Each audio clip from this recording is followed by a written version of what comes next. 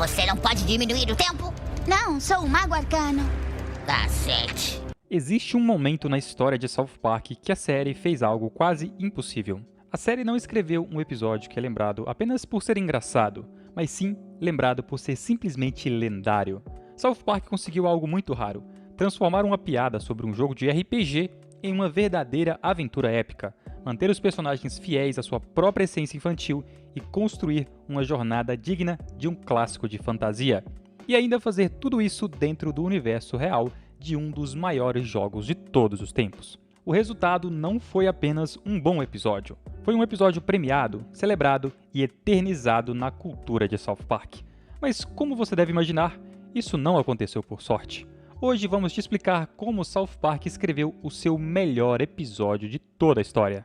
Mas você disse que sempre joga online. Mas eu jogo a aventura da ilha de Hello Kitty. Existe um episódio de South Park que é diferente de tudo que o show já fez, e talvez por isso ele seja considerado o melhor episódio da série. O ano era 2006, ano de Copa e ano triste, para ser sincero com você. South Park estava na sua 10ª temporada, surfando no que seria considerado a era de ouro da série.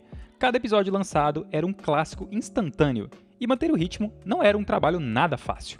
Então surgiu uma ideia bem embrionária, algo que talvez ninguém embarcasse.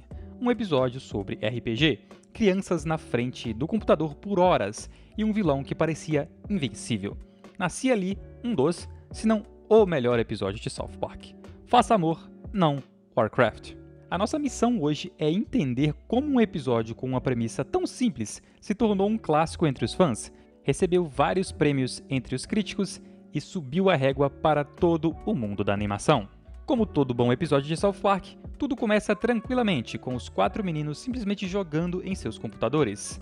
Mas o que catapulta aqui a história é um jogador aleatório de nível extremamente alto e realmente muito dedicado que começa a matar na cara dura qualquer outro jogador que ele vê pela sua frente, lá no jogo World of Warcraft, ameaçando a estabilidade do jogo que os meninos tanto amam. Para deter esse vilão, o Stan, Kyle, Cartman e Kenny decidem dedicar suas vidas ao jogo, passando semanas jogando mais de 20 horas por dia e subindo de nível exaustivamente apenas para derrotar o seu inimigo. O que se segue desse pequeno plot é uma das maiores aventuras de South Park. O que torna o episódio Faça Amor Não Warcraft, episódio número 8 da 10ª temporada, tão brilhante, não é apenas a sátira ao universo gamer, é a forma como ele adota a estrutura clássica da fantasia épica e aplica a uma situação absurdamente mundana e de crianças. 4 meninos jogando videogame. Como um bom amante de fantasias, esse episódio aqui sempre me cativou. Desde o início, o episódio se organiza como se fosse uma jornada mitológica, parecido com O Senhor dos Anéis, As Crônicas de Nárnia e outros clássicos de fantasia. Temos um antagonista muito poderoso, o jogador que se tornou literalmente imortal dentro do jogo, um inimigo que não responde a regras normais de combate, que destrói jogadores em série e que ameaça transformar o servidor inteiro em caos completo. Esse personagem é estruturado narrativamente como um mal absoluto, do tipo que aparece no primeiro ato de qualquer grande saga de fantasia. A diferença é que aqui ele não ameaça um reino distante, não ameaça pessoas, não ameaça camponeses, digamos. Ele ameaça a experiência de jogo de 4 crianças que só querem brincar. O Stan, Kyle, Cartman e Kenny não estão enfrentando dragões e exércitos, mas a forma como a sequência é construída, a descoberta do problema, a reunião do grupo, que é maravilhosa, o reconhecimento da ameaça desse cara que só quer matar os moleques e a preparação para o confronto, tem todos os elementos de uma narrativa épica. A trilha sonora, a postura dos personagens, que ergonomicamente estão horríveis, e até o modo como a ameaça cresce em escala. Isso aqui é muito cinema. Mesmo que o campo de batalha seja simplesmente um quarto bagunçado, tudo remete às grandes aventuras de fantasia. A preparação dos garotos para enfrentar o inimigo segue o mesmo padrão de grandes jornadas. Eles não apenas jogam casualmente, eles se dedicam 100% a esse objetivo. Os moleques se preparam como se fossem heróis se preparando para as batalhas. Horas e horas de treinamento, abdicação do mundo real, foco total na missão. A cena dos meninos ganhando peso, ficando cansados, só estão na tela do computador, mas enfim, estão cansados, estão exaustos diante do computador.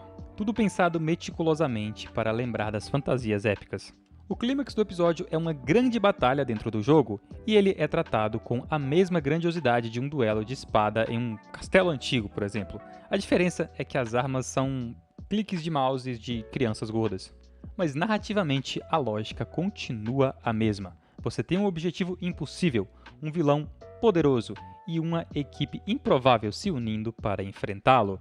Essa escolha de estrutura, pegar a lógica tradicional da fantasia épica e transplantá-la para um ambiente tanto quanto cotidiano, é o que faz o episódio funcionar em 2 níveis ao mesmo tempo.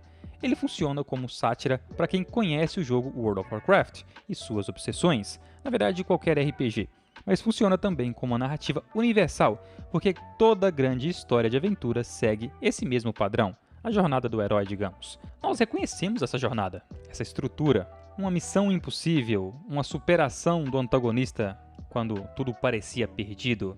E essa contradição, digamos, o épico dentro do cotidiano, que transforma Make Love Not Warcraft, patrocinado pelas traduções do Animadult, Faça Amor Não Warcraft, em algo muito maior do que simplesmente crianças brincando de videogame. O episódio fala da conquista, fala do trabalho em equipe e fala também em se dedicar a algo muito maior do que você mesmo. Essa habilidade de pegar uma estrutura narrativa consagrada e aplicar ela a algo completamente cotidiano do nosso dia a dia, algo banal, sem perder a grandiosidade, é uma das marcas de um episódio verdadeiramente memorável. E é uma das razões pelas quais esse episódio aqui ainda é lembrado e celebrado anos depois da sua estreia. Na verdade, nesse ano faz 20 anos da sua estreia. Yeah, with Warcraft in particular, I remember half our office was playing it. So, those episodes, like, Warcraft being a good example of something when we did it, we're like, okay, we're going to do this weird geeky thing that we think, we're into and maybe our office and some people are into, and then it turns out to be like the biggest, one of the, most loved episodes. Those are great, because like we come from that culture too. Mas além da jornada épica da fantasia, existe outra razão muito específica para Faça Amor Não Warcraft funcionar tão bem. No meio de toda a estrutura épica, de ameaça de um guerreiro quase imbatível e de uma batalha final que é quase uma carnificina desenfreada, os protagonistas continuam sendo o que eles sempre foram: crianças. South Park nunca tratou seus personagens infantis como adultos em miniatura. Eles falam palavrão, óbvio, eles discutem política, enfrentam temas complexos, mas emocionalmente continuam agindo como crianças. E isso faz toda a diferença. Todos os episódios brilhantes do show são vistos pelos olhos de crianças. E nesse episódio aqui, eles não querem salvar o mundo. Eles querem apenas ter a paz de jogar. A motivação é pequena, é até egoísta, e é simples. E é exatamente por isso que o episódio funciona. Esse mesmo mecanismo já apareceu antes. Existe um episódio na mesma temporada, temporada 8, chamado Bons Tempos com Armas. A fantasia ninja toma conta das crianças e eles transformam tudo aquilo numa brincadeira, numa missão mortal. Existe também na temporada 6 um episódio muito bom, chamado O Retorno da Sociedade do Anel até as Duas Torres. Que, se a gente está falando de fantasia, esse aqui é um episódio também que fala muito de fantasia, pois é uma paródia do Senhor dos Anéis. Nele, a tarefa banal de devolver um DVD vira uma jornada épica no estilo do Senhor dos Anéis. E existe também a trilogia da imaginação. A própria imaginação infantil vira um campo de batalha onde geral morre e muita coisa interessante acontece. Em todos esses episódios, o padrão se repete. O mundo não está realmente acabando, mas para as crianças, para quem está ali dentro da história, o mundo está acabando. E essa é a genialidade de transformar algo simples em algo muito maior nos olhos de crianças. Enquanto o roteiro usa a estrutura da aventura, o coração da história continua sendo infantil. Eles levam o jogo a sério porque são crianças. Eles transformam toda essa briga, toda essa guerra medieval em algo muito maior, porque para uma criança, a imaginação e a realidade ainda não são territórios totalmente separados um do outro. Mesmo nos momentos mais absurdos do episódio, quando eles estão fisicamente transtornados pelo vício e obcecados pela missão, a motivação não vira nada adulto. Não existe uma reflexão existencial profunda, cara, o que a gente se tornou? Não tem nada disso. Não existe nenhum dilema moral aqui. Existe a frustração de crianças gamers, e isso mantém o episódio muito honesto.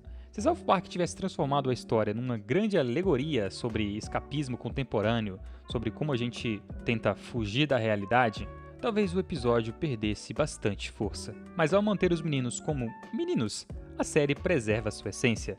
Eles não são heróis escolhidos pelo destino, como boa parte das fantasias.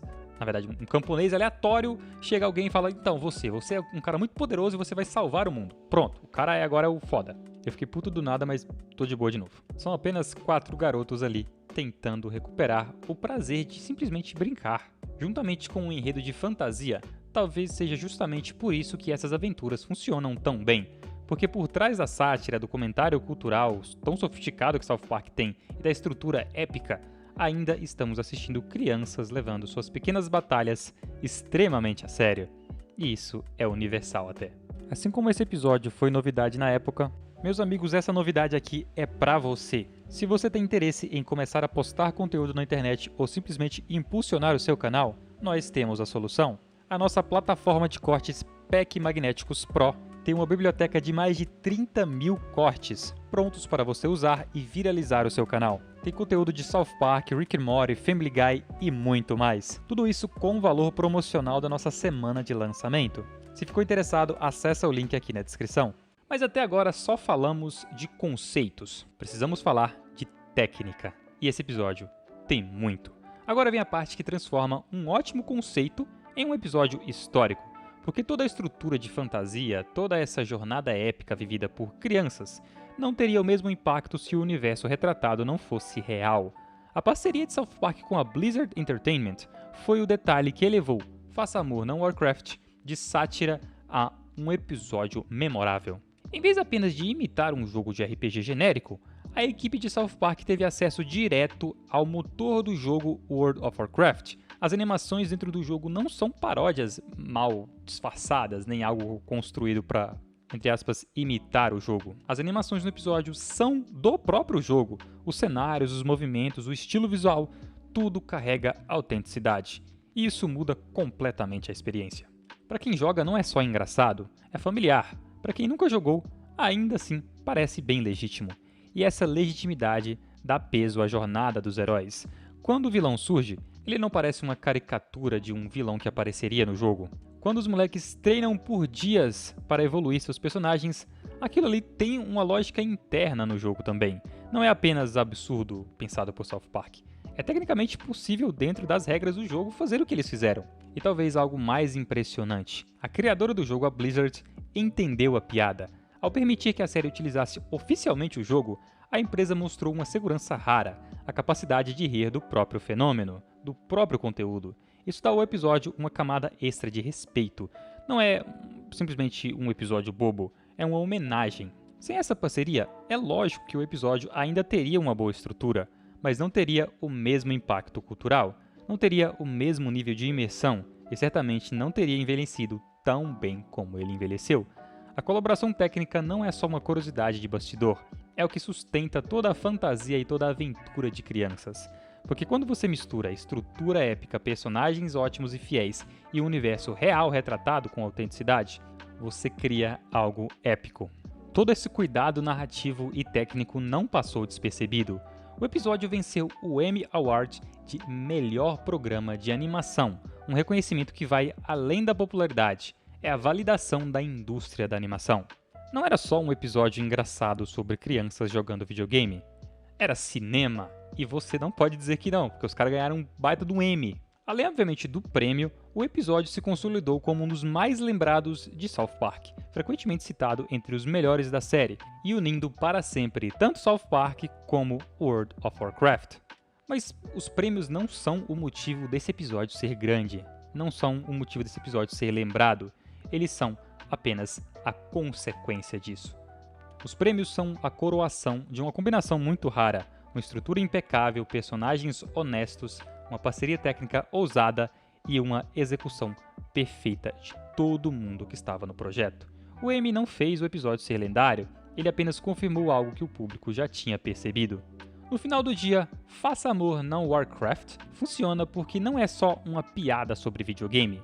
É um episódio que tem alma e também tem coração. Alma e coração de uma criança. South Park escreveu o seu melhor episódio quando fez algo muito simples. Pegou uma brincadeira de criança e tratou como uma lenda medieval. Porque às vezes, para criar algo memorável, você não precisa mudar o que os seus personagens são, você só precisa levar a imaginação deles a sério. Se você considera esse o melhor episódio de South Park, já deixa aqui o seu comentário.